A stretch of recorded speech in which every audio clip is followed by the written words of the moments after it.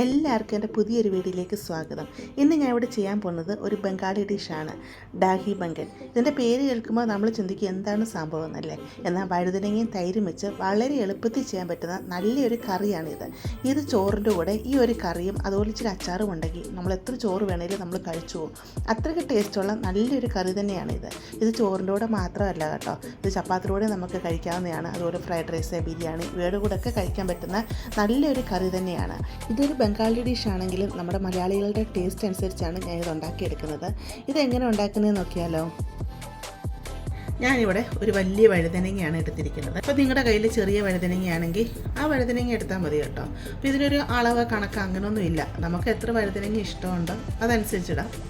എന്ന് പറഞ്ഞാൽ ഒത്തിരി ഓവറായിട്ട് വഴുതനങ്ങ കണ്ടിച്ചിടരുത് കേട്ടോ. നമുക്കിതിനെ കട്ട് ചെയ്യാം. എങ്ങനെ കട്ട് ചെയ്യുന്നത് കാണിച്ചു തരാം.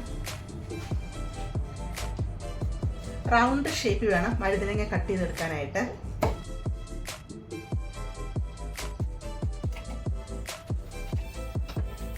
വേണ്ട, ഇങ്ങനെ റൗണ്ട് ഷേപ്പ് വേണം കട്ട് ചെയ്തെടുക്കാൻ. ഒത്തിരി വീതി കുറച്ച് കട്ട് ചെയ്യേണ്ട ആവശ്യമില്ല. ചെറുതായിട്ട് വീതിക്ക് തന്നെ കട്ട് ചെയ്തെടുത്തോളൂ. കണ്ട ഈ രീതിയിൽ.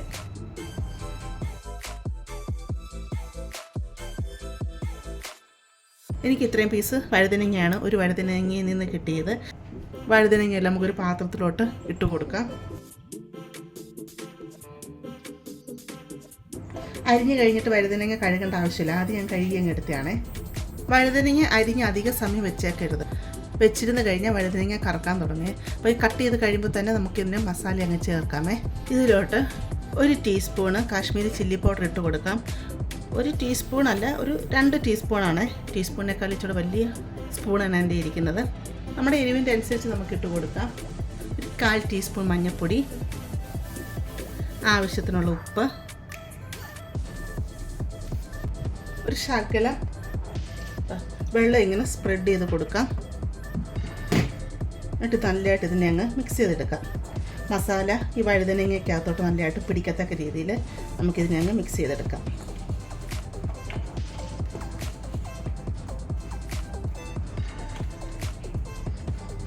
വഴുതനങ്ങയുടെ എല്ലാ ഭാഗത്തും ഇതുപോലെ അങ്ങ് തേച്ച് കൊടുക്കണം.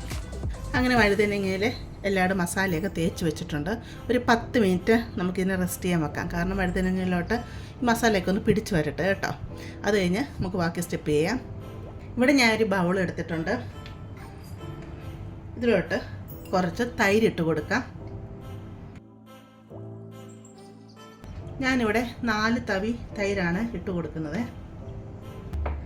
അപ്പോൾ നിങ്ങൾക്ക് കാണുമ്പോൾ തന്നെ അറിയാം, ഞങ്ങൾക്ക് ഇവിടെ നല്ല കട്ട തൈരാണ് കിട്ടുന്നത്. നമുക്കിതിനെ ഒന്ന് ലൂസാക്കി എടുക്കാം. ഒരു സ്പൂണോ തവി വെച്ച് ഇങ്ങനെ ഇതിനെ ഒന്ന് അടിച്ചെടുക്കാം. അപ്പോൾ ഇതങ്ങ് ഉടഞ്ഞ് കിട്ടും. ഇപ്പോൾ നാട്ടിലൊക്കെ ഉള്ളവരാണെങ്കിൽ തൈര് ഇച്ചിരി ലൂസായിട്ടാണെങ്കിൽ അധികം വെള്ളം ഒഴിച്ചങ്ങ് ലൂസാക്കരുത് കേട്ടോ.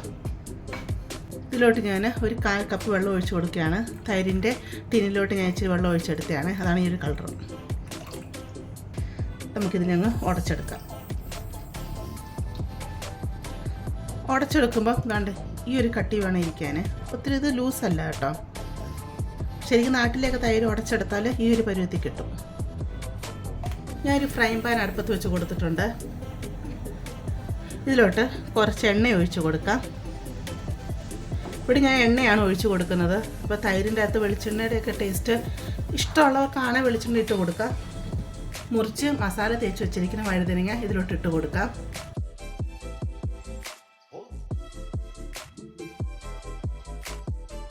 തീ അങ്ങ് മീഡിയത്തിലിട്ട് കൊടുക്കാം കേട്ടോ. ഇവിടെ ഞാൻ 2 പച്ചമുളക് എടുത്തിട്ടുണ്ട്. അപ്പോൾ അത് ബംഗാളി ഡിഷാന്ന് പറഞ്ഞാലും നമ്മുടെ മലയാളികൾക്കൊരു എരിവൊക്കെ വേണമല്ലോ. 2 പച്ചമുളക് കീറി അതും കൂടി ഇതിലോട്ട് അങ്ങ് ഇട്ട് കൊടുക്കാം. മുളകും ഇതിൻ്റെ കൂടെ ഒന്ന് ഫ്രൈ ആയി വരട്ടെ. വഴുതനങ്ങ ഞാൻ ഫ്രൈ ചെയ്തെടുത്തിട്ടുണ്ട്. നമ്മൾ സാറിന് മീൻ വറുത്തെടുക്കുന്നത് എങ്ങനെ അതുപോലെ തന്നെ തിരിച്ച് മറിച്ചൊക്കെ ഇട്ട് ഇതിനെ ഫ്രൈ ചെയ്തെടുക്കുക. ഒരു പ്ലേറ്റിലോട്ട് അങ്ങ് കോരി മാറ്റാം.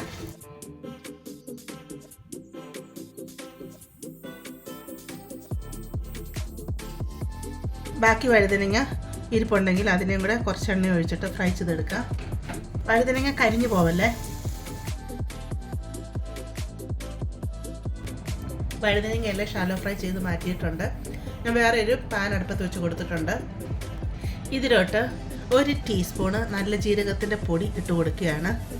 ഇതിനെ ഒന്ന് ഫ്രൈ ചെയ്തെടുക്കാം.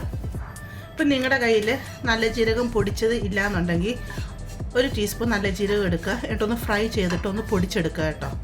അതല്ലെങ്കിൽ നിങ്ങൾ പൊടിച്ച പൊടി കയ്യിലുണ്ടെന്നുണ്ടെങ്കിൽ ഇതുപോലൊന്ന് ഫ്രൈ ചെയ്തെടുക്കുക. കാരണം ഈ നല്ല ജീരകം ഫ്രൈ ചെയ്ത് ഇതിൻ്റെ അകത്ത് ഇടുമ്പോൾ ഒരു പ്രത്യേക ഒരു ടേസ്റ്റ് ആയിരിക്കും, പ്രത്യേക ഒരു മണമായിരിക്കും. അപ്പം നിങ്ങളിത് അവോയ്ഡ് ചെയ്യൽ, ഇതിങ്ങനെ ഇട്ട് കൊടുക്കണേ. നല്ലൊരു മണമൊക്കെ വരുന്നുണ്ട്, കരിഞ്ഞു പോകരുത് കേട്ടോ. ഇത് നമുക്കങ്ങ് മാറ്റാം. നമുക്കിത് കടുക് താളിക്കാം. അതിനുവേണ്ടി ഒരു പാത്രം അടുപ്പത്ത് വെച്ച് കൊടുക്കാം. ഇതിലോട്ട് 1 ടേബിൾ സ്പൂൺ എണ്ണ ഒഴിച്ച് കൊടുക്കാം. എണ്ണ ചൂടായി വരുമ്പോൾ ശകലം കടുകിട്ട് കൊടുക്കാം. ഒരു 1/2 ടീസ്പൂണാണ് കടുകിട്ട് കൊടുത്തിരിക്കുന്നത്. കടുക് പൊട്ടി വരുന്നുണ്ട്. ഇതിലോട്ട് കുറച്ച് കൊച്ചുള്ളി അരിഞ്ഞതാണ്, അതിട്ട് കൊടുക്കാം. തീ അങ്ങ് മീഡിയത്തിലിട്ട് കൊടുക്കുക കേട്ടോ. ഇതിലോട്ട് 2 വറ്റൽമുളക് മുറിച്ചതും കൂടെ ഇട്ട് കൊടുക്കാം. 2 തണ്ട് കറിവേപ്പില ഇട്ട് കൊടുക്കാം. ഇട്ട് നമുക്കിതിനെ ഫ്രൈ ചെയ്തെടുക്കാം. ഉള്ളിയൊക്കെ ഫ്രൈ ആയി വന്നിട്ടുണ്ട്. തീ അങ്ങ് ഓഫ് ചെയ്യാം. ഇതിലോട്ട് ഒരു 1/2 ടീസ്പൂൺ കാശ്മീരി ചില്ലി പൗഡർ ഇട്ട് കൊടുക്കാം. നന്നായിട്ടങ്ങ് ഫ്രൈ ചെയ്തെടുക്കാം. ഈ ചൂടിൽ മുളക് പൊടി അങ്ങ് ഫ്രൈ ആയി വന്നോളും. നമ്മൾ എടുത്ത് വെച്ചിരിക്കുന്ന തൈരിലോട്ട് ഞാൻ കുറച്ച് ഉപ്പിട്ട് കൊടുത്തിരുന്നു. ഉപ്പ് ഒത്തിരിയായിട്ട് ഇട്ട് കൊടുക്കില്ല, കാരണം നമ്മൾ വഴുതനങ്ങയൊക്കെ ഫ്രൈ ചെയ്തപ്പോൾ ഉപ്പിട്ടിട്ടാണല്ലോ ഫ്രൈ ചെയ്തത്.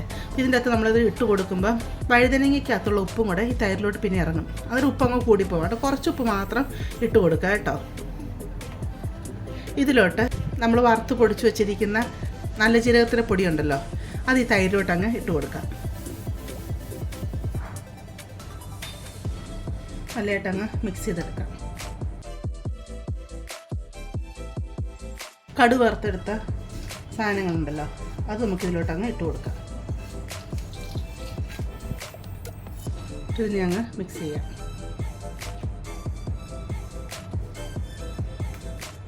ഇതിൻ്റെ മുകളിലോട്ട് നമ്മൾ ഫ്രൈ ചെയ്ത് വെച്ചിരിക്കുന്ന വഴുതനങ്ങ ഉണ്ടല്ലോ, അതങ്ങ് വെച്ച് കൊടുക്കാം.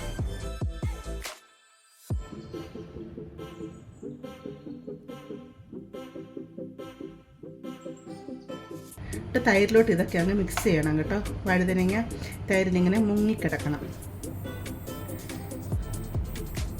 കണ്ടില്ലേ? ഇതൊന്ന് ജസ്റ്റ് ഇങ്ങനെ ഒന്ന് ഇളക്കി കൊടുക്കുക. ഒത്തിരി ഇട്ട് ഇളക്കി വഴുതനങ്ങ അങ്ങ് പൊടിച്ചെടുക്കരുത് കേട്ടോ. ഇതിപ്പോൾ ഉടനെ നമ്മളിത് ഉപയോഗിക്കല്ലോ കേട്ടോ. ഇത് കുറച്ച് സമയം ഇതൊന്ന് ഇരിക്കണേ. ഇരുന്ന് കഴിഞ്ഞ് ഈ തൈരിൻ്റെ പുളിയൊക്കെ ഈ വഴുതനങ്ങയിലോട്ടൊക്കെ പിടിച്ച് ഒരു ഫ്ലേവറൊക്കെ ഇറങ്ങി വരണം. അന്നേരമാണ് ടേസ്റ്റ് വരുന്നത്. അപ്പോഴത്തേക്ക് തൈരിനും പുളിയൊക്കെ ഒന്ന് ഇറങ്ങി വരും. അന്നേരമാണ് ഒരു പ്രത്യേക ടേസ്റ്റ് ആയിരിക്കും കേട്ടോ. ഇച്ചിരി കഴിഞ്ഞ് നിങ്ങളൊന്ന് ഉപ്പ് നോക്കണം.